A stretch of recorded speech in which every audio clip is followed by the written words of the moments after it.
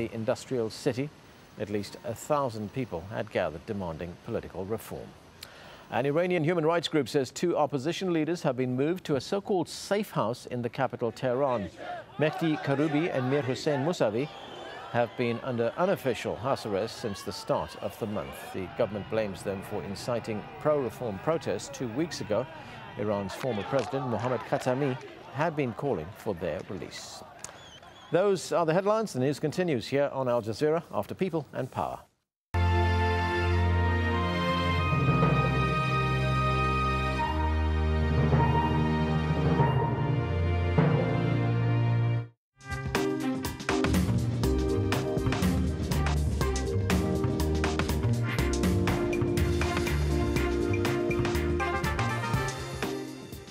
Hello everyone, this is People and Power and I'm Summer El-Shahat.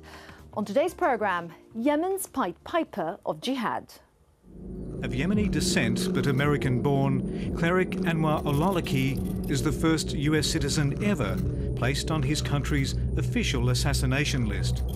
With his perfect English, Anwar al-Awlaki's internet sermons preach contempt for non-believers or kuffar. The important lesson to learn here is never ever trust al-kuffar. In recent weeks, Yemen has seen its fair share of the anti-government demonstrations sweeping across the Middle East. Its protesters' demands ranging from modest political reform to the resignation of President Ali Abdullah Saleh. If the government there does fall, it will be a blow to many Western nations. They see the country as a key ally in the struggle against al-Qaeda, which has thrived in Yemen's remote regions and feeds off its instability. There's an unrelated rebellion in the north, a secessionist movement in the south, and immense poverty throughout. But as Australian journalist Trevor Borman discovered, the Yemeni regime's cooperation with the West has contributed to a closed and repressive society. The authorities have become deeply mistrustful of outsiders, among them foreign Muslims, which in turn may have fueled the appeal of the al-Qaeda operation now based there. The film was made before Yemen's most recent protests broke out.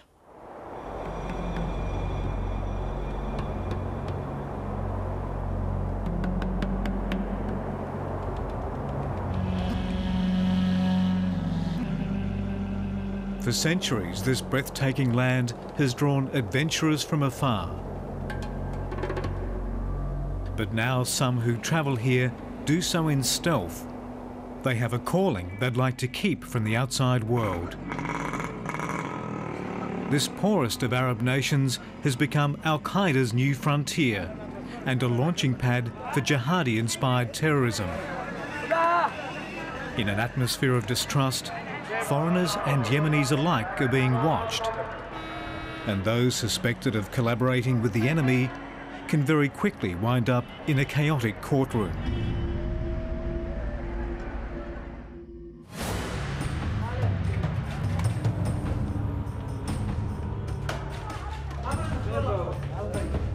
It's Judgment Day in the country's latest terror trial, and the young prisoner is a dubious jihadi. 19-year-old Hisham Assem has already confessed to killing his employer, a Frenchman. He appears amused by all the attention. Hisham Assem's counsel says he's a most unlikely terrorist and that the court has not heard the full story. The defence lawyers say that Mr Assem's boss sexually harassed him, so he picked up a Kalashnikov and shot him 6 times. But the prosecution says this is no ordinary criminal case. This is a terrorist case because this man was inspired by al-Qaeda. There is one man in Yemen who is the inspiration for al-Qaeda. Do not let death approach you. It's America's own wayward Imam Anwar al-Awlaki. He's urged every Yemeni to kill a foreigner. So therefore, every murder of an outsider is considered an act of terrorism here. Hisham Assem is sentenced to hang.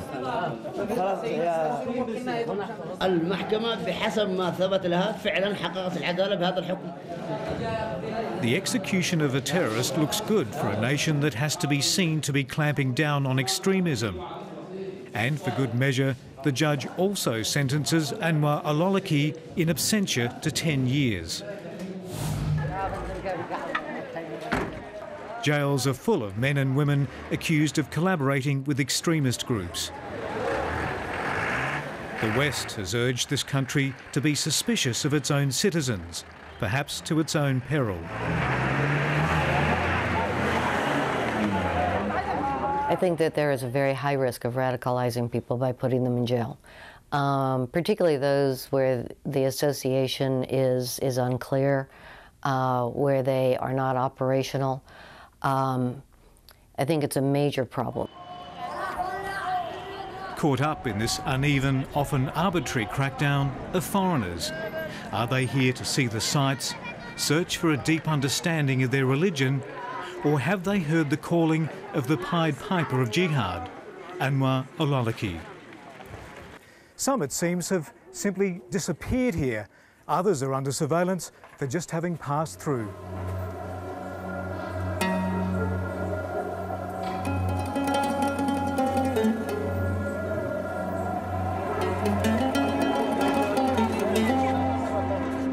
One traveller who has felt the sting of this renewed focus by the Yemeni authorities may surprise. Shiloh Giddens is so protective of her privacy, there are no images of her in the public domain. But we do know this Muslim convert left a broken marriage behind in Australia and arrived here in 2006 with her 2 small children. Yemen offered the chance to teach English and take on Islamic studies. But on a May morning last year, Yemeni security forces came knocking. So the policeman came to her house here? Yes, 2 car policemen. Shiloh Giddens has not and won't discuss her case, but her Yemeni lawyer Abdul Rahman Barman told me she was taken from her apartment for questioning over claimed links with Al-Qaeda. Her children were left behind to fend for themselves. And while she faced interrogation in prison over the next 4 weeks, it was left to him to negotiate through a security cordon outside the apartment to feed the children.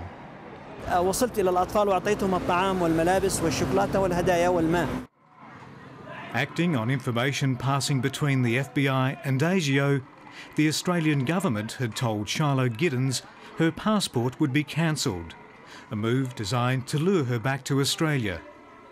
This letter accuses her of being likely to engage in conduct that might prejudice the security of Australia or a foreign country.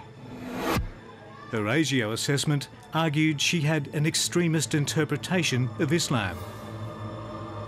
But once tipped off, the Yemeni police got to her first. امرأة عادية كانت تعمل مدرسة وتمارس حياتها العادية الطبيعية، لم يلاحظ كل من عرفها من جيرانها ومن ممن احتكت بهم من طلابها من أولياء أمور الطلاب عليها أي أفكار متطرفة أو معادية لأي جهة. Australian diplomats negotiated Shiloh Giddens' release from prison. She's now back in Australia. But her treatment shows the depth of scrutiny of foreigners in Yemen, where the clampdown is motivated and rewarded by Western intelligence agencies. الحكومة تستفيد من وجود القاعدة للتحصيل على الدعم المالي الذي يأتي من الأمريكان ومن الغرب، وبذلك تظل الحكومة اليمنية تضخم. We have no evidence that Shiloh Giddens was involved with extremist groups, but regardless of whether she knew Anwar al-Awlaki, he was aware of her. In an internet speech last November, Anwar al-Awlaki condemned authorities for their treatment of Shiloh Giddens. قدمت الحكومة الإسترالية طلبا إلى الاستخبارات الأمريكية التي قامت بدورها بأمر الحكومة اليمنية أن تسجن الأخت، وأما الأخت فكانوا يحققون معها 6 ساعات يوميا وهي واقفة.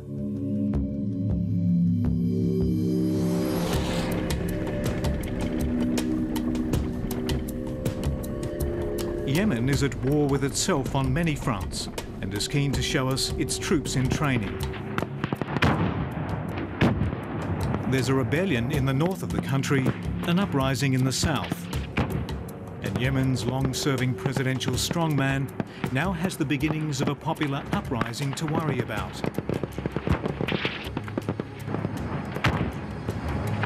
But there's another conflict here that's really the only one the US and its allies care about for now.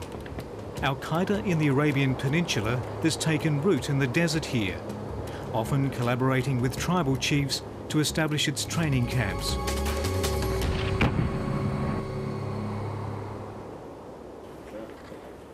Assalamu alaikum. Trevor. Hello. Leading this country's war against Al-Qaeda is Brigadier General Yahya Saleh, nephew of the president. We are open country to all tourists, and we cannot check who is tourist, who is terrorist. And until we find out through our intelligence agencies or through the cooperation between international, different intelligence agencies in different countries. Do you think it's possible or likely that there are Australians here, members of Al-Qaeda, in these camps? Until now, we don't have any idea about that. Do you think... But if there is, you will be the first one to know.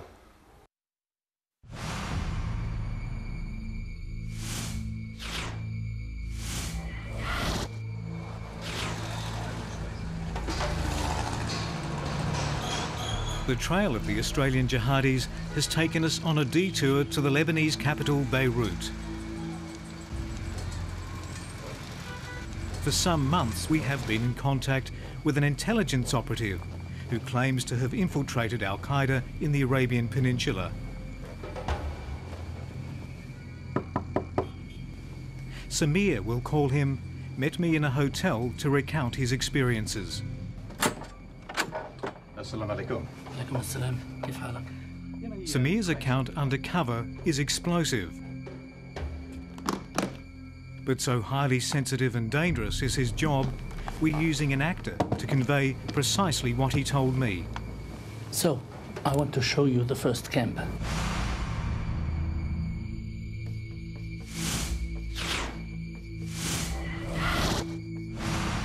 Samir says he travelled undercover to a training camp in Shabwa province, where he observed two men identified by camp leaders as Australians. They looked very European to me. The first man, he was about 22 years old. He spoke poor Arabic, and I remember he had the early growth of a beard. They told me his mother was Arab, but he looked European. The second Australian, he was older, maybe 30 years old. And I remember he had a beard dyed red from henna. This man, he seemed agitated and uncomfortable. And because I was new in the camp, he was uneasy and he tried to hide his face. What kind of training did they have? All kinds, all kinds. They had Islamic studies, they have training in weapons, they have training in explosives. They also have a classroom with computers for training on the internet.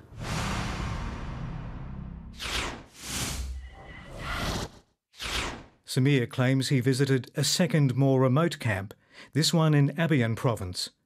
There he found a totally self-reliant community of about 1,000 men, women and children. The foreign recruits were provided Yemeni girls and women to marry. They had Australian passports. One of them went by the name of Abu Nasir. I saw Germans there too, and Somalis, Saudis. They were all involved in some kind of psychological training to make them strong. If for whatever has motivated you to want to join the worldwide jihad, and you look at, I can go to Iraq, I can go to Afghanistan, I can go to Pakistan, or I can go to Yemen. Yemen is a much better place to go. There is one name that has become synonymous with Al-Qaeda on the Arabian Peninsula. Of Yemeni descent but American-born, cleric Anwar al-Awlaki is the first US citizen ever placed on his country's official assassination list. Brothers and sisters, there is a very important lesson to learn here from